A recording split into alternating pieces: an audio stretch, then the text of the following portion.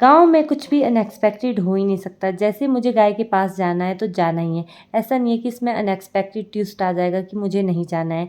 Mummy पहले ही गाय को छोड़ के ले आए थे और यहाँ से मेरे को आवाज़ डाल दी है कि गाय के पास आ, नहीं तो घास के लिए जा। मम्मी को पता है घास के लिए तो मैं नहीं जाऊँगी, तो मैं आ गई थी यहाँ पे गाय चराने के लिए। और यहाँ पे इतनी तेज़ धूप लग रही थी ना, और मैं कुछ ढकने के लिए भी नहीं लेके आई थी। पर अच्छा हो कि आज कप्पू पता नहीं जल्दी घर वापस आ गई थी। जैसे ही मैं घर पहुँची थोड़ी देर बाद मम्मी भी घर आ गए थे।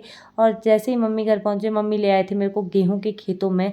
कल हम आधा छोड़ के आ गए थे, मम्मी तो शाम को भी आई थी, तो मम्मी ने सामने वाले ख़त्म कर दिए थे। ये वाली बागली बची थी जो हमारे घर के पीछे थी, और अभी मैं और मम्मी अलग अलग ही लगे थे। अगर मम्मी मेरे साथ लगी होती ना, मेरे को गालियाँ तो पक्की पड़नी थी, चाहे मैं कितनी भी ट्राई कर लूँ। मेरे को हमेशा ही ऐसा होता है।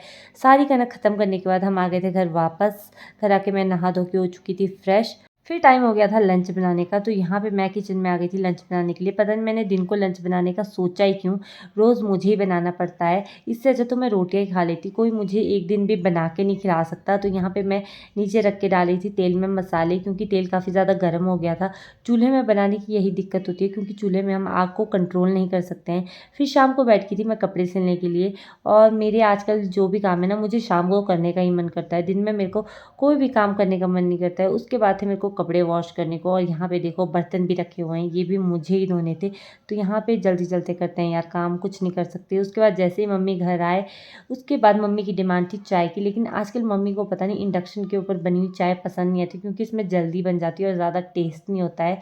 फिर मम्मी बैठ के थे रोटी बनाने के लिए, और यहाँ पे मम्मी बोल रहे हैं तू क्या दिखा रही है, हमेशा तो मैं ही बनाती हूँ।